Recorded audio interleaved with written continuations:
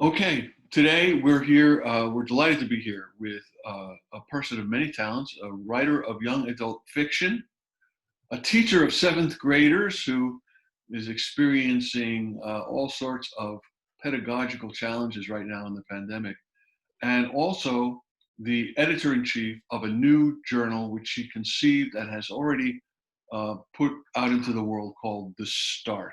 Welcome, Amanda Cino. Hi, thank you. Amanda, we were so excited about this. This idea came up during the last Wilkes residency. How did you come up with this? Tell us about what the idea is, and then tell us how you came up with it. Sure. So, being a seventh grade teacher, I found that my kids really love creative writing, and some of their stories, honestly, and their ideas for stories really just impressed me. And I think a lot of kids think, well, so what? I'm writing this story. What can I ever do with it? I'm only, a high school kid. So that was part of it. And then another part of it was that I submit, obviously, my work, and I love writing challenges. And there's really not a ton that I found that do writing challenges. So I wanted to be involved with that. And then finally, I just really love interactive experiences. So I wanted to do something that could be interactive for both the readers and the writers. So I put all of these ideas together, and that's how the start came to be. Which kind of had been in my mind for a while, but I really didn't ever have a reason to do something like that. So I was so glad to take on the publishing course. So what is unique about the Start is it's a YA journal, literary online journal. And when writers submit, they have the option of submitting to general genre submissions, or they can do challenges that we offer for each issue. And then also we have guest reader positions. So if someone wants to be involved, they could come on our team for that issue, and they will get pieces sent to them, and they can read and decide if they think one of those pieces is worthy of submission. And then they also get to give feedback, and they get to see what that's like to be on the team. Also, readers are able to submit suggestions for challenges and theme suggestions, because we really want it to be about the readers. We want to give them something they actually want to read, and writers actually want to write.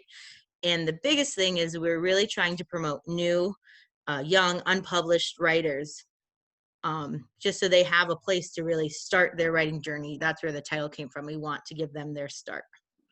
Wow. So you mentioned writing challenges. What are writing challenges, Amanda? So for each issue, and we're playing around for our issue number 2, we might change it a little bit, but we accept fiction, creative nonfiction, poetry, photography. So for each issue, we have a challenge in one of those categories. So for the last issue, issue 1, which is coming out soon, our theme was Alone at Night, which someone submitted, and we liked that one. That was the one we picked. So one of the challenges, the poetry challenge, was fighting your demons. So the challenge was to write a poem, and it could be literal, like they could have actually, it is YA, and we do accept genre pieces. So it could have been actual demons, or they could have been a little bit more metaphorical, and we could have been talking about drug issues or alcohol or any type of demon. So the challenge was they could submit something they've already worked on, or they could write a new piece. Another one we did was for the photography challenge, haunted places. So like to take a photo of a haunted place and write up a little story about it. So those are open to, people can suggest challenges that they think would challenge and inspire authors. And then those pieces go into our submissions. We read them, we choose 2 or 3 of our favorites, and then we submit them to the public for the last week or 2, and then readers get to vote on which piece they felt really met the challenge the best, and then that one gets published, the one that the readers like the best. Very interesting. And so, for instance, this last one, Demons, for poetry, Alone at Night was for fiction. Alone at Night was the theme of the overall journal. So that was the Oh, issues number 1's theme. I see. So Alone at Night, and then Demons, and then Alone at Night with. So actually, we did not get enough submissions for our first issue, which we were kind of expecting to Right. do all of the challenges, but the poetry one, definitely we had the most submissions for. So that one was Fighting Your Demons. We came up with Not From This World. So the fiction challenge was to create an original monster in a story. So some kind of creature that didn't exist yet. Got it. And then the photography challenge was yeah, haunted places. Haunted places. So it's very interactive, readers and writers, in the sense that, you know, the readers are submitting the readers are submitting these challenges, which then you choose, Right. and then goes back to these readers who could become writers. Absolutely. Yeah, we hope so. That's so cool. And then the voting, how does that work? Did you find, for instance, that the pieces that you selected, or that did you find that that the voting reflected or I challenged your own editorial sensibility? I think there was one I really liked, and that one did end up winning. And I thought all of them that like got were valuable pieces, or we wouldn't have selected them. But it did go along with what I was hoping for. I will say one of the challenges we faced was the issue of if we post something on our website, it's technically published. So these pieces are being Right. published online.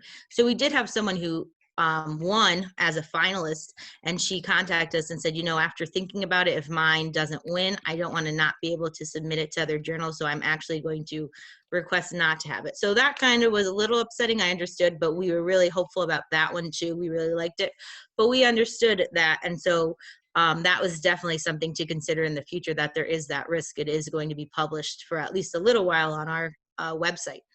Right, that's very interesting. Of course, this is a whole new paradigm with online publishing. What does actual first rights publication consist of? Right. And of course, building your your writing stable, so to speak, people who are going to write for you.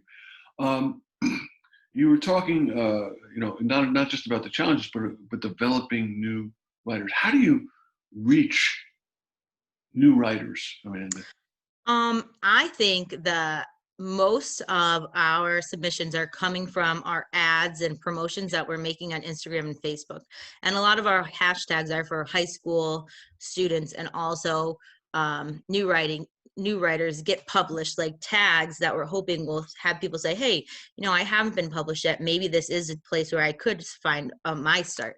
So I think really promoting on social media, because again, I'm with high schoolers all day. They love being on Instagram, Twitter, TikTok, all of those things. So, and the other way is I've been reaching out to some teachers that I know, and also just places where teachers maybe can find or share this with their students and have their students submit. So actually this first issue, we did publish 3 different high school students' pieces in our first issue. So that was something I was really proud of, and we really loved all 3 of those pieces. And the other thing that comes across very strongly in a project like this, and this is a pretty unique project, so there aren't really any other projects that I know of like this. So in the start, when we've talked on the discussion board, you've emphasized the interactions, not just with the writers that you publish, but with those writers who've submitted that you've not chosen to publish. And I think I can recall one that said, "This is the nicest and most useful rejection letter." Tell us, how do you do that? What goes into a good rejection letter, Amanda? So I can say I served for 2 semesters as the managing editor on River and South, and we were obviously getting a lot more submissions there than we got at the start for our first issue. And there would just be pieces where I would say, I know it's not ready, but I love it. Like, it has so much potential. And being that I was the managing editor, I was able to say, I want to offer feedback. That teacher in me wants to tell them, this is great, but we need to do these things. But it just isn't always possible. But what I think would make a really strong rejection letter, and even someone who submits, I've gotten some good rejection letters, is to let them know that you really did read and consider their work. I think there's so much mystery behind this side of the publishing world. And, do they actually read my story? Did anyone even like it? Do I have a chance anywhere? So just telling them the truth, like, we did really like this, or it wasn't for us. And there were some that the pieces we liked them, but they weren't YA, or they just weren't what we were looking for. They didn't fit in with that theme. So being upfront and honest that it's not that this story isn't a good story, but just it's not the right fit right now for us. And then also, I think it's really important to give examples of not only what they need to improve on. But if they did something really well, pointing that out to them, like, these things are really going well in the story, we connected with this, however, because of this and this, we just don't feel that it's ready for publication. Because I think a lot of these stories just need another revision or two, and they will be. So we encourage the people who submitted, right now it's not the fit, but go look for these other journals, because I think it could find a home somewhere. And I think that really resonates with a lot of people who are submitting. And a great way to build community. I mean, to really, Right. to say, we're looking at you not just as a person who's going to fill this page today, but or perhaps somebody that we can develop. One of the, of course, I was talking about this with Susan Cartsonis.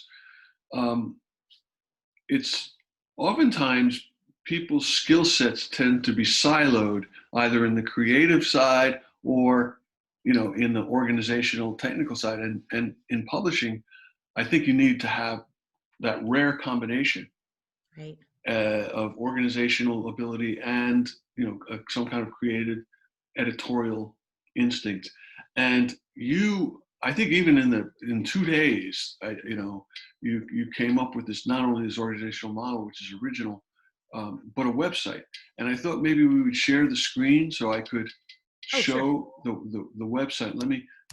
Tell me the URL.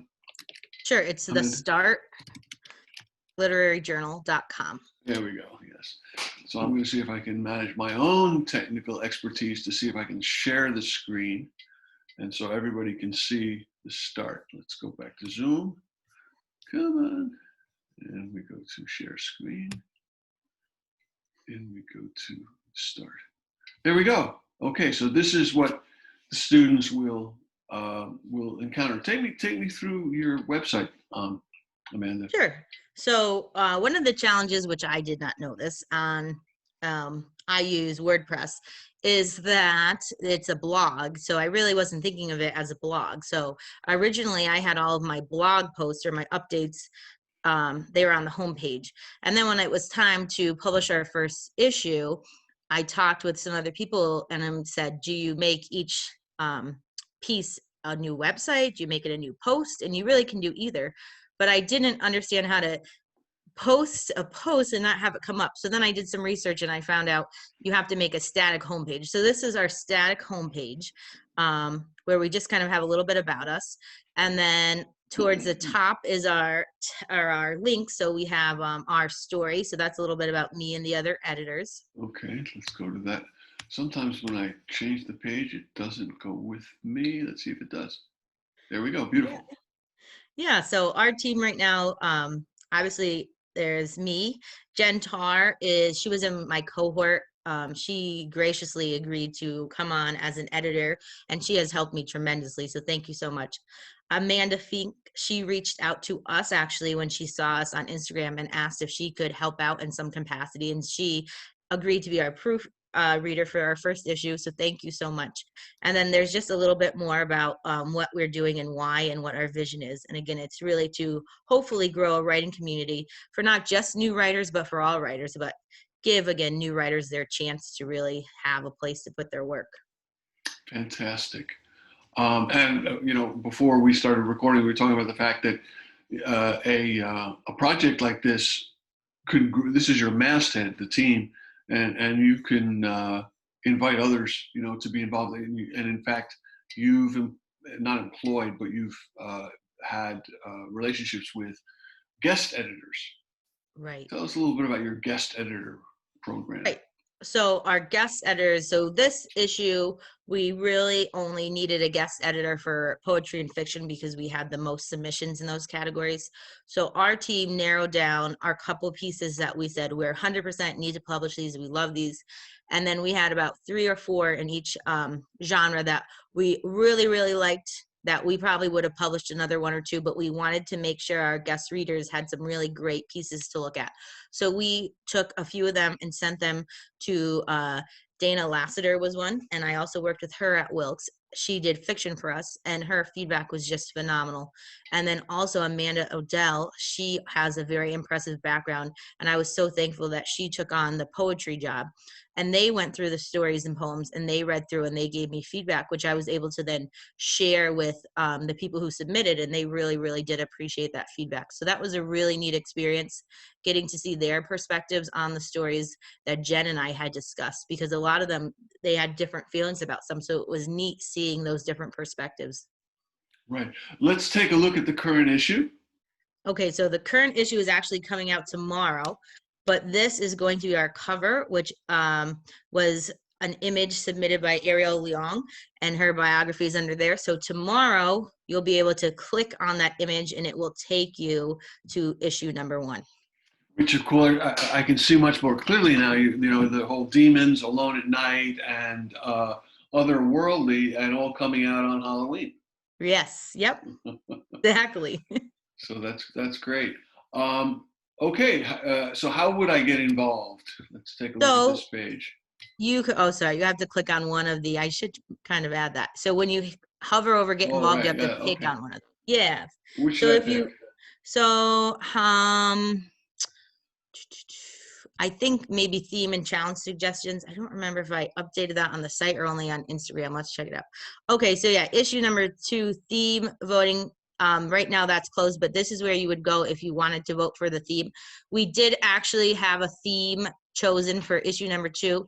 It is going to be definitely, maybe, possibly true.